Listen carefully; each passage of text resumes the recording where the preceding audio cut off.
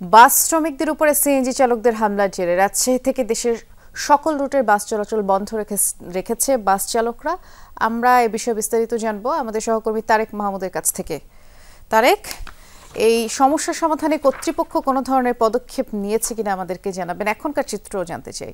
বৃষ্টি, বাস মালিক সমিতির যারা এখানকার নেতা রয়েছে এবং তারা এই বেলা 11:30টার সময় রাজশাহী পুলিশ কমিশনারের সাথে আলোচনা রয়েছে। এই আলোচনার পরে আসলে সিদ্ধান্ত হবে যে বাস রাজশাহী থেকে ছেড়ে যাবে কি যাবে না। এবং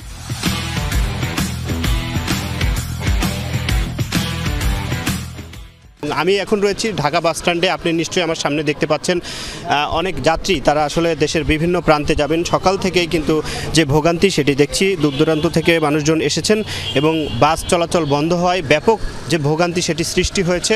অনেকে কিন্তু ট্রেনে যাওয়ার জন্য প্রস্তুতি নিচ্ছেন যারা ঢাকায় যাবেন। এবং গতকালকে রাজশাহী তানোরে সিএনজি শ্রমিকদের সাথে বাস শ্রমিক মালিকদের সেখানে হামলা হয় এবং সেই সংঘর্ষ হামলায় প্রায় 6 জন আহত হয়েছেন বলে বাসের যারা দায়িত্বরত রয়েছে তারা এই অভিযোগটা করেছে।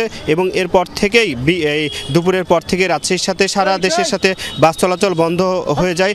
আজকে সকালে আমি যতটুকু দেখেছি রাজশাহী রেলগেট এলাকায় প্রায় কয়েকটি সিএনজি ভাঙচুর করা হয়েছে। বাস মালিক যারা সমিতির যারা দায়িত্বরত রয়েছে এবং শ্রমিক রয়েছে এবং সিএনজি স্ট্যান্ডে গিয়ে কিন্তু কয়েকটি সিএনজি ভাঙচুরের যে ঘটনা সেটি ঘটেছে।